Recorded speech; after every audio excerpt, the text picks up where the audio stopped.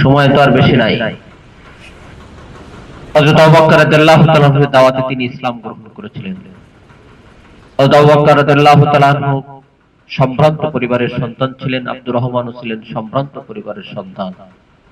আমরা হাদিসে পেয়েছি, তাফসিরে পেয়েছি, হযরত আব্দুর রহমান রাদিয়াল্লাহু তাআলা আনহু তিনি ৫ ওয়াক্তে নামাজে ৫টি জামা গায়ে দিয়ে যেতেন। এত রুচিশীল মানুষ ছিলেন। আছেন আমাদের সমাজ অনেক, দেখবেন যে অনেক সম্ভ্রান্ত পরিবারের লোক আছে, তারা জামা কাপড় ফিটফাট রাখে, পরিষ্কার পরিচ্ছন্ন থাকে, জামার ভাঁজ ভাঙে না। ৫ ওয়াক্ত নামাজ ৫টা পোশাক পরে যেতেন। আল্লাহর সামনে তিনি দাঁড়াবেন ৫ বার, সবচেয়ে ভালো পোশাক পরে তিনি যেতেন। সেই সক্ষমতা আল্লাহ তাআলা তাকে দিয়েছিলেন। এত সম্পদের মালিক ছিলেন তিনি। ইসলাম গ্রহণ করার কারণে তাকে অনেক স্যাক্রিফাইস করতে হয়েছে, ত্যাগ স্বীকার করতে হয়েছে। মক্কার কাফেররা আব্দুর রহমানের ইসলাম গ্রহণে অত্যন্ত ক্ষুব্ধ হলেন যে তার এই সম্পদ এখন ইসলামের জন্য কাজে লাগবে। প্রখর মেধাবী ছিলেন, দেখতে অনেক সুন্দর ছিলেন। আল্লাহ রাসূল তাকে ডেকে বললেন, হে আব্দুর রহমান, তোমার উপরে যে অত্যাচার হচ্ছে, তুমি আবেশিনিয়ায় চলে যাও। এই আবেশিনিয়ায় চলে গেলেন। সেখান থেকে আবার ফিরে আসলেন। আসার পর তিনি আবার মদিনায় হিজরত করলেন। আল্লাহ রাসূল মদিনায় হিজরত করেছেন। একদিন আল্লাহ রাসূল বসে আছেন, হযরত আব্দুর রহমান ইবনে আউফ আল্লাহ রাসূলের সামনে হাজির। আল্লাহ রাসূল আব্দুর রহমানের রাদিয়াল্লাহু তাআলার চেহারাটি দেখে খুব কষ্ট পাচ্ছিলেন। অত্যন্ত সুন্দর ছিলেন তিনি। এই সমস্ত কারণে ভালো ঘুম নেই, ভালো জায়গা নেই, খাওয়া নেই, পোশাক নেই, ময়লা পোশাক পরা, এটা দেখে আল্লাহ রাসূল কষ্ট পেলেন। কাছে ডেকে নিয়ে বললেন, হে আব্দুর রহমান, তোমার মক্কায় যে জীবন ছিল, সুন্দর জীবন, ইসলাম গ্রহণ করার কারণে তোমাকে আজকে এই অবস্থায় পতিত হতে হয়েছে। তোমার গায়ে ময়লা পোশাক, তোমার সেই সুন্দর ওয়েল ডেকোরেশন করা তোমার সেই রুম নেই। একজন একটি রুম দিয়েছে, তুমি সেখানে থাকো। হাতে পয়সা নেই, টাকা নেই। তুমি মদিনার এই ভাই একটু সচ্ছল আছে, বাসায় যাও, তোমাকে সহায়তা করবে। তিনি খুব ব্যক্তিত্ব সম্পন্ন ব্যক্তি ছিলেন। আল্লাহ রাসূলের সামনে তিনি কিছু বললেন না। আল্লাহ রাসূলের অর্ডার মেনে নিয়ে তিনি বেরিয়ে পড়লেন। মদিনার ওই ভাইটির সাথে মাঝপথে আসলে বললেন, হে আমার সাহাবী বন্ধু, আল্লাহ রাসূলের সামনে আমি কোনো কথা বলিনি, বেয়াদবি হবে এই জন্য। তিনি যে কথা বলেছেন, আপনার অর্ধেক সম্পদ আমাকে দিতে বলেছেন, বাড়ি দিতে বলেছেন, গাড়ি দিতে বলেছেন, আমি সেটা পেয়েছি, কিন্তু আমার এটা লাগবে না। আপনি শুধু একটু মদিনার লোক হিসেবে মদিনার বাজারটা কোথায় আছে একটু আমাকে দেখিয়ে দিন, এতে আমি পারব। তিনি সাহাবীকে নিয়ে, আব্দুর রহমানকে নিয়ে বাজারে চলে গেলেন, বাজার দেখিয়ে দিলেন। আব্দুর রহমান রাদিয়াল্লাহু তাআলার কাছে যতটুকু সম্পদ ছিল তাই দিয়ে তিনি ব্যবসা শুরু করলেন। এক সপ্তাহ পরে আল্লাহ রাসূলের কাছে যে সালাম দিলেন, তিনি সব বললেন যে আমি ব্যবসা শুরু করেছি মদিনার বাজারে, আমি এখন ভালো আছি। আল্লাহ রাসূল দোয়া করেছিলেন যে আব্দুর রহমানের এই ব্যবসায় বরকত দেন। স্বল্প সময়ের মধ্যে আব্দুর রহমান ইবনে আউফ মদিনার সবচেয়ে বড় ব্যবসায়ী হয়ে গেলেন, ধনী হয়ে গেলেন। একদিন আল্লাহ রাসূলের বাসায় গিয়েছেন আব্দুর রহমান ইবনে আউফ। ভিতর থেকে আওয়াজ আসছে। আয়েশা রাদিয়াল্লাহু তাআলা বলছেন, আব্দুর রহমানের যে সম্পদ হয়েছে, আমি স্বপ্ন দেখেছি আজকে তিনি জান্নাতে যাচ্ছেন হামাগুড়ি দিয়ে। তার হৃদয়টা কেঁপে উঠল। আয়েশা রাদিয়াল্লাহু তাআলা এই স্বপ্ন দেখেছে, তাহলে নিশ্চয়ই আমার কোনো ত্রুটি হয়ে যাচ্ছে। তিনি এসেই তার সম্পদ বিলি করা শুরু করলেন। আমার সম্পদ বেশি হয়ে গিয়েছে বোধহয়, এই জন্য এই স্বপ্ন আয়েশাকে দেখিয়েছেন এবং আয়েশা আমাকে এটা বলেছেন। পরে আল্লাহ রাসূলের কাছে জিজ্ঞেস করেছিলেন, আয়েশা যে কথা বলেছেন, আমি ভয়ে এখনো অত্যন্ত দুশ্চিন্তার মধ্যে আছি, আমি জান্নাতে যেতে পারবো কিনা, আমার এই সম্পদ জান্নাতে যাওয়ার জন্য বাধা হয়ে দাঁড়ায় কিনা। এই জন্য তিনি অকাতরে সেই সম্পদ দিনের জন্য, মানবতার জন্য, অভাবীদের জন্য তিনি দান করতে শুরু করলেন।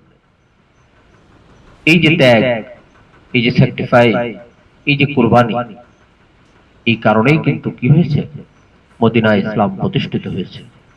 সম্মানিত উপস্থিতি, 2026-এর এই 12 তারিখের নির্বাচনে আপনারা যারা কাজ করেছেন,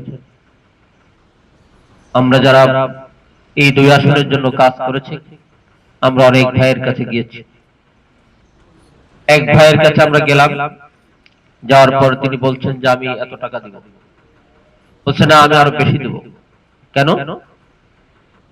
আমার এই সম্পদ যদি 12 তারিখের পরে নির্বাচনে আমরা হেরে যাই, তখন যদি দেয় তাহলে তো কাজ হবে না, 12 তারিখের আগে আমাকে দেওয়া দরকার। তিনি যা ওয়াদা করেছিলেন তার 4 গুণ বেশি দিলেন। আমি হয়তো দিতে পারিনি, আপনি হয়তো দিতে পারেন না, কিন্তু আমাদের মতো অনেক ভাই এবং বোন আছেন যারা আমাদেরকে অর্থ দিয়ে, সময় দিয়ে, গাড়ি দিয়ে, বাড়ি দিয়ে সহযোগিতা করেছেন। এই জন্য হয়তো এই বিজয় আমাদের যতটুকানি হয়েছে ততটুকানি আমরা পেয়েছি। আমাদের এই দিন প্রতিষ্ঠার জন্য যুগে যুগে যারা ইসলামী আন্দোলনের জন্য কাজ করেছেন, অনেক সাহাবীরা আছেন, তাদের নাম আমি এখন আর সময় পাচ্ছি না। হযরত হানজালার নাম শুনেছেন, উহুদের যুদ্ধে, তাবুকের যুদ্ধে। এই সব জায়গায় আমরা যদি রাসূলের ইতিহাস পড়ি, সাহাবীদের ইতিহাস পড়ি, রাসূলের জীবনী পড়ি, তাহলে এগুলো জানা যাবে। আমি শেষ করব, বেশি সময় নেই, আর 3-4 মিনিট সময় আছে। সম্মানিত ভাই এবং বন্ধুগণ, বাংলাদেশ জামাত ইসলামী একটি সুন্দর সমাজ প্রতিষ্ঠার জন্য কাজ করছে। আজকে যদি আমরা আমাদের যে জীবনের শুরু আছে শেষ নেই, সেই জীবনে যদি আমাদের মুক্তি পেতে হয়, তাহলে অবশ্যই আমাদেরকে সাহাবীদের জীবনী থেকে শিক্ষা নিয়ে আমাদের ত্যাগ এবং কুরবানির নজরানা আরো বেশি পেশ করতে হবে। এই আন্দোলনকে সামনের দিকে অগ্রসর করার জন্য আমাদের সম্মানিত রাহবার যারা শহীদ হয়েছেন, অধ্যাপক গোলাম আজম থেকে শুরু করে 11 জন শীর্ষ নেতাকে আমরা এই 2009 থেকে 2024-এর আগ পর্যন্ত আমরা হারিয়েছি। তাদের যে কুরবানি, তাদের যে স্যাক্রিফাইস, তাদের যে ত্যাগ, এটা ভোলার নয়। আজকে যে বিজয় এতটুকুনি এসেছে, তাদের এই ত্যাগের কুরবানির বিনিময়ে এটা এসেছে। ইসলামী ছাত্র শিবিরের প্রায় 550-এর বেশি ভাইকে জীবন দিতে হয়েছে। ইসলামী ছাত্র শিবির করার কারণে বিশ্ববিদ্যালয় থেকে নাম কেটে বের করে দেওয়া হয়েছে। ইসলামী ছাত্র শিবির করার কারণে বিশ্ববিদ্যালয় ডিপার্টমেন্টের ফার্স্ট ক্লাস ফার্স্ট হওয়ার পরও তাকে থার্ড ক্লাস দেওয়া হয়েছে। ইসলামী ছাত্র শিবির করার কারণে তার রেজাল্ট আটকে রাখা হয়েছে। তারপরও ইসলামের জন্য তারা এই সিদ্ধান্তকে মেনে নিয়েছে। ইসলামী ছাত্র শিবির করার কারণে, ইসলামী আন্দোলন করার কারণে বাসা থেকে ধরে নিয়ে থানায় নিয়ে গুলি করে পা বিচ্ছিন্ন করে দেওয়া হয়েছে। কারো চোখে মেডিসিন দিয়ে চোখের দৃষ্টিশক্তি নষ্ট করে দেওয়া হয়েছে। কানের মধ্যে গরম পানি দিয়ে শ্রবণ শক্তি কেড়ে নেওয়া হয়েছে। গুম করা হয়েছে, খুন করা হয়েছে। অনেককে অনেক লোভনীয় প্রস্তাব দেওয়া হয়েছে।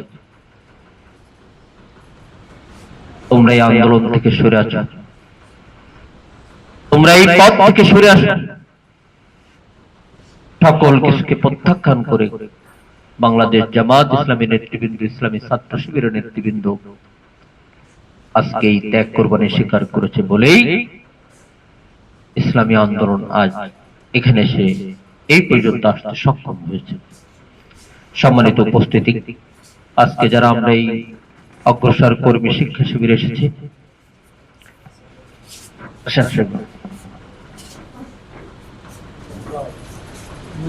যে আমাদের সম্মানিত নির্ধারিত মেহমান এসে গেছেন, আমি শেষ করব। আজকে যারা আমরা এই ইসলামী আন্দোলনের অগ্রসর কর্মী হিসেবে দিনব্যাপী শিক্ষা শিবিরে এসেছি, আমাদেরকে সিদ্ধান্ত নিতে হবে সত্যিকার অর্থে যে জীবনের শুরু আছে শেষ নেই, সেই জীবনে যদি আমরা মুক্তি পেতে চাই, তাহলে আমাদেরকে মানবতার কল্যাণের জন্য কাজ করতে হবে। এখন অনেক পথ আমাদের বাকি। আল্লাহ তাআলা আমাদেরকে হাতছানি দিয়ে ডাকছেন সেভাবে, আমালাকুম, তোমাদের কি হয়েছে, লা তুকাতিলুনা ফি সাবিলিল্লাহ, তোমরা আল্লাহর দ্বীন প্রতিষ্ঠার জন্য, কোরআনের আইন প্রতিষ্ঠার জন্য, কোরআনের সংবিধান প্রতিষ্ঠার জন্য কাজ করবে না। ওয়াল মুস্তাদাফিনা মিনার রিজালি ওয়ান নিসাই ওয়াল বিলদানিল্লাযিনা ইয়াকুলুনা রাব্বানা আখরিজনা মিন হাযিহিল ক্বরিয়াতিজ জালিমাতিহা ওয়াজআল লানা মিন লাদুনকা ওয়ালিয়্যা ওয়াজআল লানা মিন লাদুনকা নাসীরা। তোমাদের এই সমাজে অনেক অসহায় নারী পুরুষ আর্তনাদ করে বলছে, বর্তমান সমাজপতিরা, সমাজ নেতারা আমাদের উপর অত্যাচার নির্যাতন করছে, এর থেকে তোমরা আমাদেরকে মুক্তি দাও, পরিত্রাণ দাও, আর তা না হলে এখান থেকে আমাদেরকে বের করে নাও।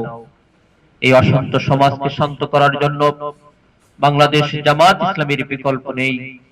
এই জন্য যারা অগ্রসর কর্মী শিক্ষা শিবিরে আপনারা এসেছেন, আপনাদের কাছে আমাদের বিনীত অনুরোধ এবং আহ্বান, সত্যিকার অর্থে মানবতার কল্যাণের জন্য জামাত ইসলামী যে কাজ করছে, আপনারা সেই কাজে আরো বেশি এগিয়ে আসবেন। নিজেদের মেধা, নিজেদের যোগ্যতা, নিজেদের প্রতিভা, নিজেদের সম্পদ, নিজেদের চিন্তা, নিজেদের সময় আরো স্যাক্রিফাইস করে ইসলাম প্রতিষ্ঠার জন্য ভূমিকা রাখবেন। এই উদাত্ত আহ্বান জানিয়ে সকলের সুন্দর জীবন সুস্বাস্থ্য কামনা করে, আল্লাহর রহমত কামনা করে আমি শেষ করছি। হাজা মা ইনদি আল ইলমু ইনদাল্লাহ আলাইহি তাওয়াক্কালতু ওয়া ইলাইহি উনীব। আসসালামু আলাইকুম ওয়া রাহমাতুল্লাহি ওয়া বারাকাতুহু।